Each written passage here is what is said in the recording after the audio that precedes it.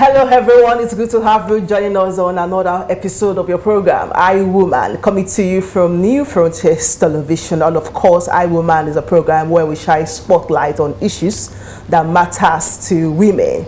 Consider the fact that the importance of women in the society, in the country at large, cannot be underemphasized. So my name is Temitope Oladipo and I'm your host on the show this morning.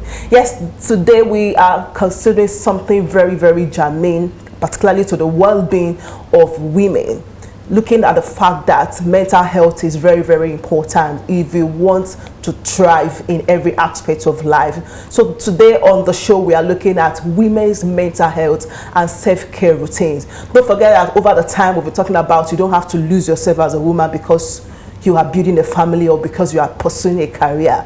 You can still be a high flyer despite the fact that you have a lot on your plate. So how do we take care of our mental health? What are the self-care routines available for women, particularly when they are overwhelmed with family, business, career, raising children, and all? We know it can be a lot.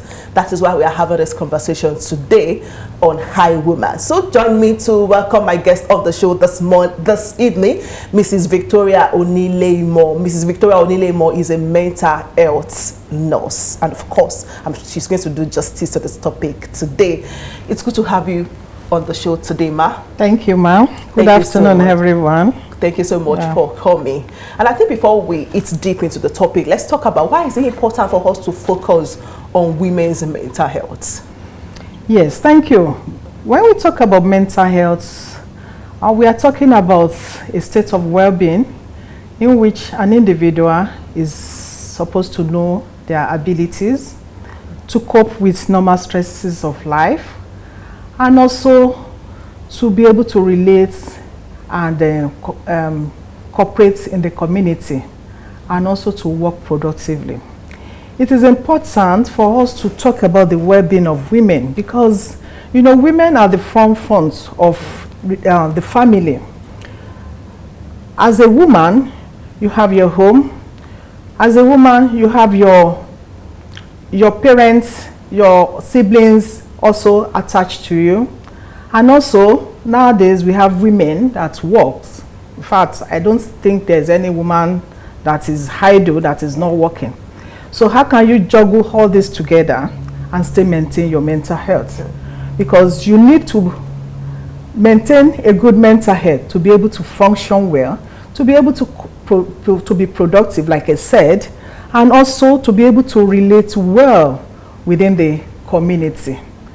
So you need to know, this is my limit, this is what I can cope with, this is how far I can go. Yes. This stress is normal. I can cope with it, but it's overwhelming. I think I need to break. So that is why it is important for us as a woman to know, to be aware of our mental health and to do everything possible to be able to maintain our mental health at any stage in time. So what would you say are the unique mental health challenges that women face? You know, we have quite a number of them, and if you have to dissect this, I know this topic is a broad one, but for the sake of this conversation, let's talk about the few ones that many women face. A lot of women faces a lot of mental health issues because I don't know the way God has wired our brain. We tend to take in a lot of problems, a lot of burdens, and we keep it.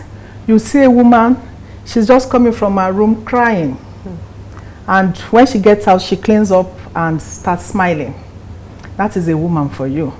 We have a lot within us. We are bothered about our children. We are bothered about our husband, about how to run the home. Last week, you said you've been talking about parenting. Let us remember that this parenting thing is more on the women, because the husband just come in and say, okay, even if you report to him, this also happened concerning one of the children, he just say, okay, we'll see what we do about it. But it doesn't end there with women. A woman will be so bothered, probably may not sleep, thinking on how to solve this problem.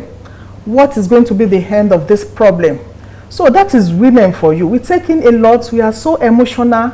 We take in a lot of emotions, and we keep it within ourselves, that to the extent that it affects us. It affects the way we behave, the way we do things. So it is very, very important for us to be able to curtail ourselves to some extent. That does not say you are not a good mother or you are not a good wife, but you must also think of yourself. You must love yourself. The Bible says, love thy neighbor like yourself. The Bible did not say you should love more than yourself, because you also matter. You are also an individual. And you belong to so many places. Like you have your home, you have your, as a wife, you have your husband, and also from a child coming from a family, you also have a responsibility towards your family as a whole. So we have a lot on our plate as women that really consumed all our mental abilities. So can we say that depression is part of it? Because I think I saw a study recently that women slip into depression more than men now. And Yes. it was even a recent study that was conducted by some survey institute. You are very right. Depression is very, very common among women. Like I said, that we harbor a lot of emotions. We don't talk out. We keep things to ourselves. Even you want to talk to your husband, he just sees the matter as something trivial. And but to you is not trivial, because you are looking at it beyond what the man is saying it. So they don't like, the men, they don't like anything, putting anything within their mind. If you say, okay, we need so. If they don't have the money or they cannot afford, they will tell you, I cannot afford it. But for the women, we continue to strive to look for, we start thinking, where will I get money? I must pay this child's school fees tomorrow. They have promised or they have threatened to send the child out of school. The woman starts thinking. The husband will say, you know what should we do? Just go to that school and tell them that we will pay so day. So that is men for you. But for women, it doesn't stop there. We're already thinking of where we are going to get that money, even if it is going to be a loan to solve that problem. So that is why we keep too many in our mind, and that it's really affect us and make us to be sad. Most women don't like their states, but there's nothing they can do. So they become sad and then slip into depression, easily into depression, because we don't speak out. We keep things. Even for somebody that is suffering in an abused marriage, they keep it to themselves. They will not talk until probably it's life-threatening or somebody just bursting at that particular moment. That is when you see them crying and talking. All right, I'm still having this conversation with Mrs. Victoria Onilemo, and we are talking about women's mental health and self-care routines. Don't go away. We'll be right back after the short break. Do stay with us.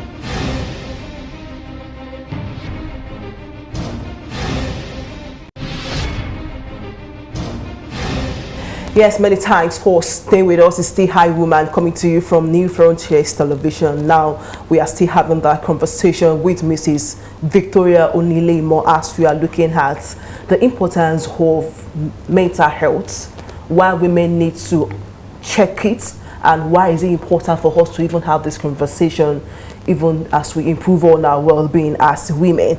Now, we've heard a lot about stress, burnout. Don't forget, like I said, that in previous conversation, we've talked about overwhelming parenting. Women can have burnout, anxiety, and all. But how can a woman tell if he or she is feeling something more serious? You know that it's different between, oh, I'm just tired, I just need to rest. So at what point will you feel like, oh, this is more serious than what I think? Yes, thank you. When I said it's all right for everybody to be sad, anybody can be sad at any point in time. But when the sadness persists till up to 2 weeks, 14 days, then you start thinking, is there something else to this sadness? Then when you lose interest in what gives you pleasure, then there's something cooking. And sometimes you even don't feel like eating. Don't feel like eating, don't feel like doing anything. You just want to stay in your room and just stay there without any disturbance. Those can be signs that there is a serious burnout that is already leading to depression, unexplained tiredness, weakness, without doing anything that warrants you to be tired of. So those are signs that. Then also another key one, inability to sleep. You just lie on your bed and you are just rolling without sleeping. You are not able to initiate or even to continue sleeping. Probably you slept and you woke up around that very early in the midnight and you couldn't sleep back. That can be a sign of depression or stress burnout. Do you think the society play a major role in getting women exhausted that could have allowed them or made them slip into depression? Because sometimes we blame the society for a lot of things, the pressure, wanting to meet up with expectations and all. So do you think this play any role in mental health issues with women? When you talk about society, to my own thinking, I don't think it has anything to do with the society. I know society has some expectation that they are expecting you as a woman to be able to do, like taking care of home, meeting your husband's demand, like in sex, and also working and bringing home something to augment whatever your husband is giving you. But as an individual, you must be able to decide on what you want to do. If you are aware of this mental health and you want to keep your mental health, you must make a plan on how to meet the demand of the society and also how to take care of yourself. You should not be overwhelmed by the demand of people or the culture expectation, but also think of taking care of yourself. You know, like in a home now, if you have maybe you have just a few, something still that is not so much, and you feel that, oh, this still is not going to be enough for us for the dinner. The woman is going to satisfy every other person in the family in the detriment of her own, because she felt the society or even the husband, whatever, is expecting her to do that. And that is why we are being overwhelmed. That is why the burden is so much on us. Expectation. It shouldn't be. We are women, we have this brain. We should know what we want. We should be able to plan ourselves and go around it so that everybody will be happy and everybody will be satisfied. Now let's talk about self-care.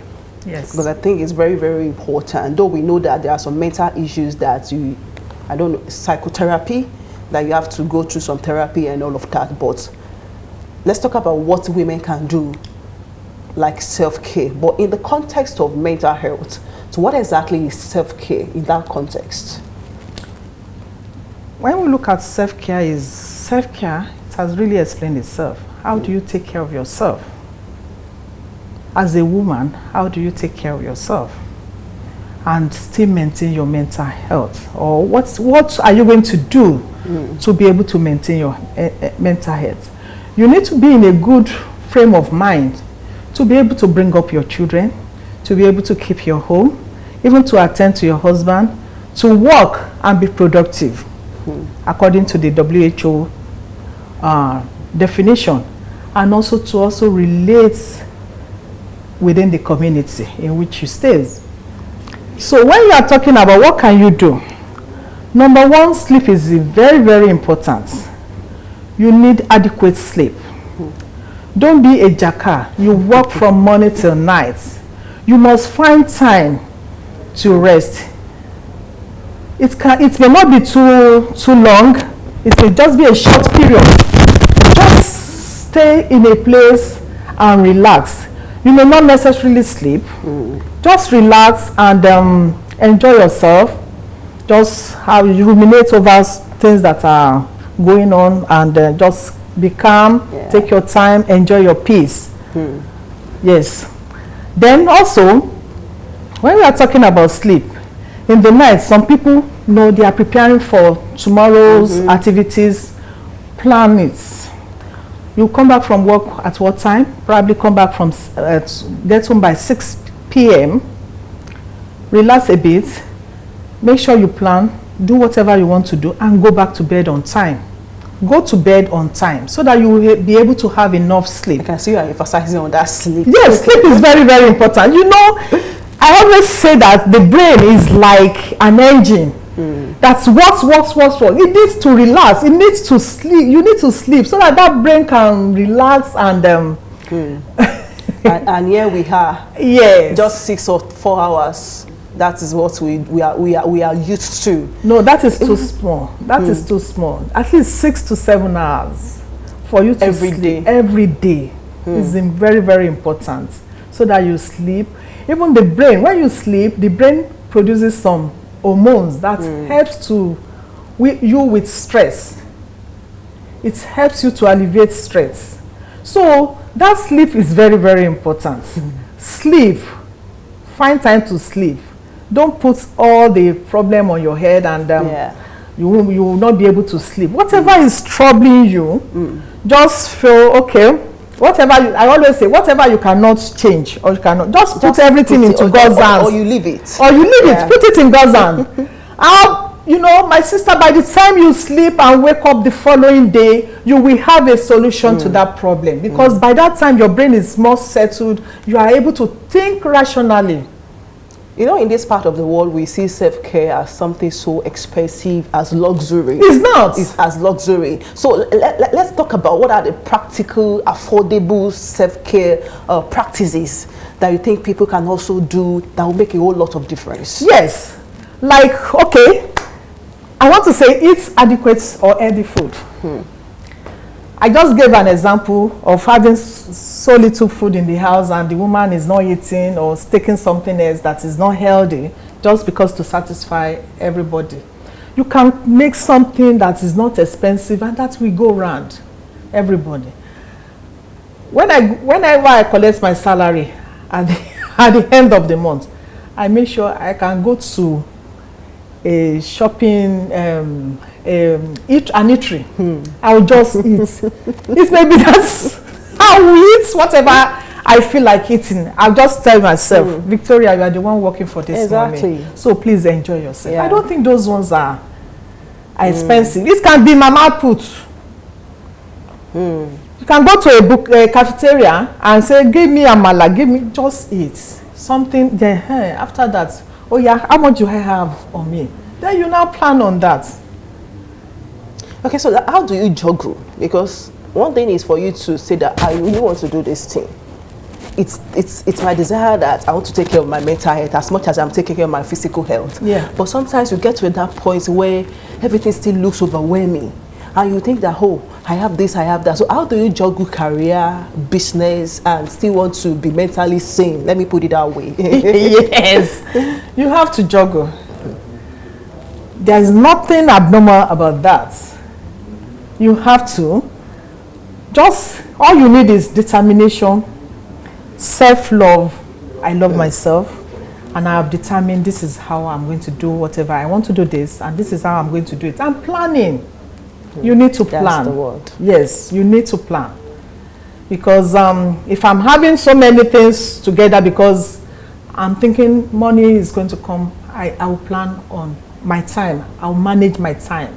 You need to manage your time so that you are not overwhelmed. Because if you don't, you will be overwhelmed. And the body will be so much that you will not be able to control yourself. And it can really tell on your mental health. And you don't need that. Because you need, at every time, in a point in time, you need to maintain that your mental health. So now, you know, like I mentioned earlier that, you know, we have some mental health issues that can be taken care of by self-care, as we've mentioned. Are there anyone that they have to go through some kind of medical treatment? And at what stage can we say that this mental health has become so severe? Yes. You know, after doing all the self-care thing on your own, like exercise is also important. It will help you. Apart from helping you to reduce stress, it also helps you to prevent some medical conditions, because you cannot afford to be overweight. It can really be bad on your health. Then apart from that, when you now get to a point that you feel you are overwhelmed and you cannot cope, you will know. Then you must seek help. You need to seek help. Find people that you will talk to. Talk to people. They will direct you. They will advise you. Oh, what you are passing through is overwhelming. I think you need to see a specialist. Okay. So what are those resources available in both human and intellectual resources available when you are trying to seek help? You know, just like you mentioned earlier that we bottle a lot. Yes, we do. And not that we actually wanted to bottle a lot, but because we cannot. We maybe, I can't call it trust issues. Like I might not even be able to trust the next person that I want to voice out to. Maybe it's going to make my case some kind of charity case or something. But I believe that there are some confidential resources, let me put it that way, confidential resources that women can explore in seeking help. I don't know if people still, at this present time, still make issues with other people's problem, because I have enough problems. I have enough to combine somebody else with my problem. I don't know. But if you are talking about trust issues, you can go in, you can just walk into any hospital and demand, especially any hospital where there are mental health practitioners, psychologists. I want to see a psychologist. I've seen people that comes to me. I know stigma is another thing, because people tend to stigmatize mental issues, like maybe some kind of misconception about it, not knowing that anybody can actually be suffering from it. That is it. Anybody can suffer from mental health. And when we are talking about mental health disorders, we are not talking about those that pick papers that walks naked on the street. Or just like the Yoruba people say it. No, we have a lot of people with mental health issues. And you may not even see it on them until they talk to you. That is when you now feel, oh, this woman is going through a lot. So they can go into the hospital, ask for to see the mental health practitioner or to see the psychologist. I don't see anything in stigma there. Although people like our culture, but they tend to stigmatize. But I think stigmatization is even reducing. Yes, because I'll take you for your word. Yes, advocacy has gone. So many people are aware of mental health. So, and when somebody comes in, if you come into like an hospital like UCH, nobody knows what. Nobody knows what. So, if you walk in and say you want to see a mental health practitioner, is okay. Just talking, psychotherapy. Okay. You know, sometimes just talking is enough to cure. Yes. Talking, we have what we call psychotherapy, talking therapy. So just talking to people, even Sometimes you may not even go to the hospital. You may see an elderly person in your environment or in your community that you feel, oh, this person has an experience. Let me talk to this person. Open up. Opening up, talking can really help us a lot sometimes. Yeah, on the final note, I just wanted to talk to our women, because just like we've been saying that parenting can be overwhelming. Not that we can. Parenting is overwhelming and exhausting, but in all of this, you still have to prioritize self-care. You have to prioritize self. Like, you matter too. Yes, that, you are. Like you are also important. We understand the fact that you want to take care of so many things, and and the unfortunate part of it is that some women, we cannot look away. Like, we just want to do everything. So, just a word of advice to women and every other person who's watching us today, to prioritize self-care. Yes, as a woman, we don't need to lose ourselves in problems, in burdens. We need to take care of ourselves. You matters. Yeah. You need to love yourself. Let me tell you, when you are thinking of parenting, there is no style of parenting that you can say is okay. Because a lot of people have tried different styles and it didn't even work. My own belief is that do what you can do and leave the remaining thing to God. Let's pray. Pray so that God will make whatever action you have put in, or whatever effort you have put in, to materialize into something productive. And take care of yourself. Make sure you sleep well. Don't let anything rob you of your sleep. Do exercise, eat adequate and healthy food. Make sure you have time for yourself. Sometimes you need to take your eyes away from some things. You need to just go to your room, lock the door and rest. Nobody should call you. Mommy is having a quiet time. Nobody should knock on my door. Just go there. It may be for an hour. It's something, and it will make a difference in your health. So please, let us love ourselves. Because I don't know, if you say my child, my husband, my husband, God forbid something has happened. Life goes on. These people will continue to live. So please, let's take care of ourselves. Let's put our self-care. Prioritize it. Yes, let us prioritize it. Let it be the number one. Your own. That does not mean you are not going to take care of your family, but you take care of yourself, so that you will have the energy to take care of others, so that you have a good mental state to be able to take care of others. You'll be able to think rationally, to be able to solve so many problems. God will help us. Thank you so much for this wonderful time on the program. This is Victoria Onilemo, a mental health nurse, as we look at the topic, women's mental health and self-care routine. You've heard it all. You have to prioritize self. You matter too. In everything you do, whether you are pursuing a career, you have a business of yours, or raising families, in all of this, just find time, figure it out. Just to relax, sleep. I just love the fact that you emphasize on that word, because so many times we tend to sleep around 11 p.m. and 4 a.m. again, here we go. So we have to just take care of ourselves, because it is when you are alive, that is when you can even think about every other thing on the plate that you have there. So once again, I want to say a very big thank you to my guests on the show today. Thank you so much for coming. Mrs. Victoria Onilemo is not here alone. She's here with a colleague too, Mrs. Sholaru. She's a friend of the station too. And I want to say a big thank you to you, Ma, for coming and for giving her a moral support on the show today. Until I come your way again next week, I want to say please prioritize self. It's goodbye for now. God bless you. I am Temitope Oladipo. God bless you. Thank you.